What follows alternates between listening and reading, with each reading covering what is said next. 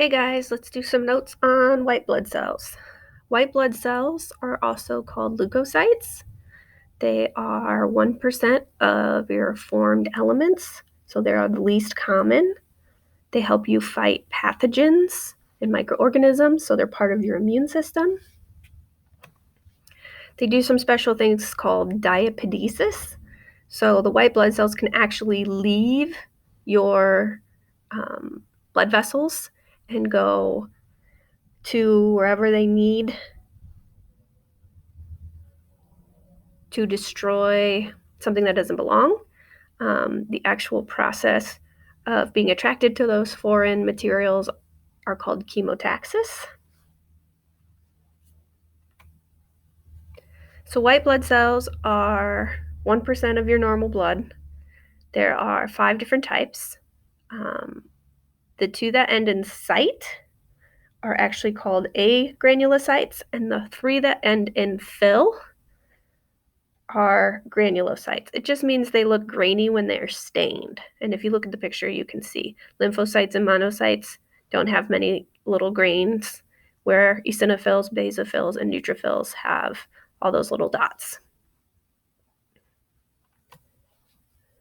So you have 2 types of immunity. You have innate immunity and acquired immunity, and these all fall into one of them. So we start with innate immunity, and that's what you're born with.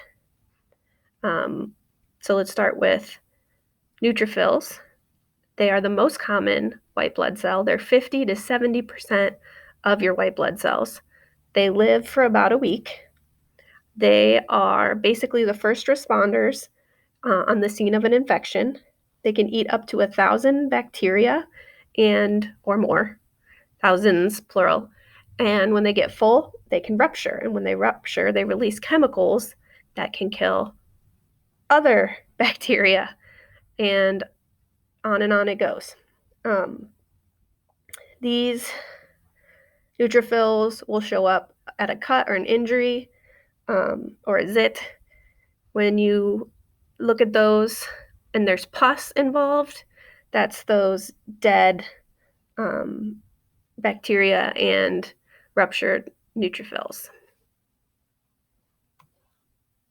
Basophils. Basophils are 1% of your white blood cell count. It's innate, so you're born with it. Histamine is released to cause vasodilation, which actually means for it to get bigger, right? Or to cause inflammation, the actual vessel, blood vessel. And that's so that extra supplies show up at the injury where whatever has happened. If you have a higher number of basophils, this means you would have possibly an inflammatory or allergic reaction. So that's basophils. Eosinophils. They are 1 to 3% of your white blood cells. They're actually named because they're kind of red or reddish orange when they're stained. The prefix eos actually means dawn. So these have actually antihistamines involved. So if you have a histamine reaction, you would take an antihistamine to calm it down. So this calms down an inflammation. It can also indicate an allergic reaction. It has chemicals that it releases to kill parasites. It's not big enough to engulf any bad cells, but it has this chemical it can release to kill parasites. So a higher number of eosinophils usually means there's some kind of parasitic infection or disease. Monocytes are 4 to 6% of your white blood cells. Once they travel to wherever they're going, they become a macrophage, which just means a big eater. They're found in your lymphocytes and your spleen. They're specific for cleaning up pathogens. Okay. Examples that we've talked about already are osteoclasts and microglia. Those cells break down and clean up worn out tissues. Also, these present antigens to lymphocytes More on that in a couple minutes. All right, so there's two types of immunity, like I mentioned earlier. Innate is what you're born with. It's a kind of a fast reaction. Your body can bump into a pathogen and react in a general way. Whereas you have an acquired immunity, which develops slowly over time. It has memory.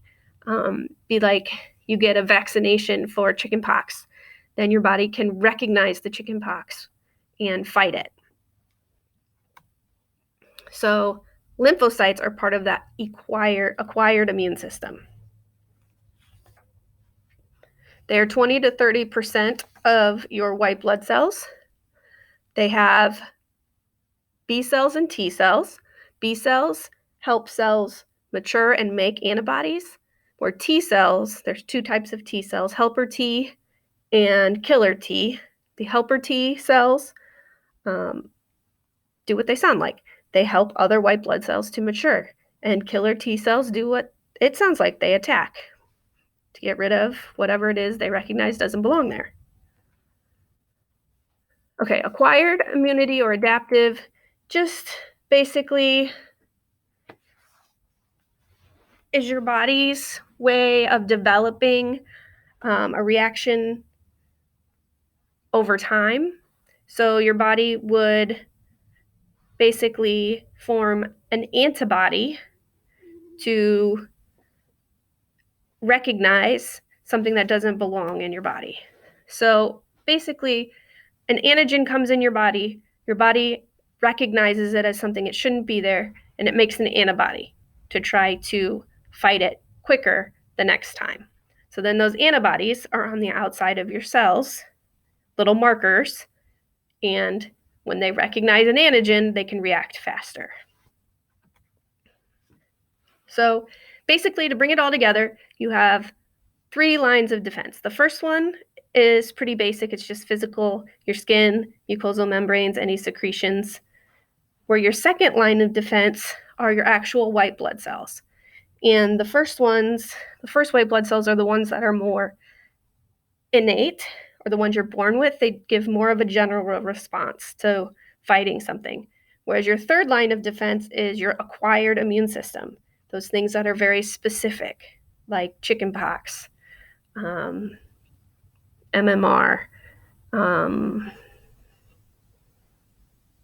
measles, mumps, rubella. That's MMR, measles, mumps, rubella. So those kinds of things that are very specific that you need to develop over time. And here's some components of your immune system. And that's all on white blood cells for now.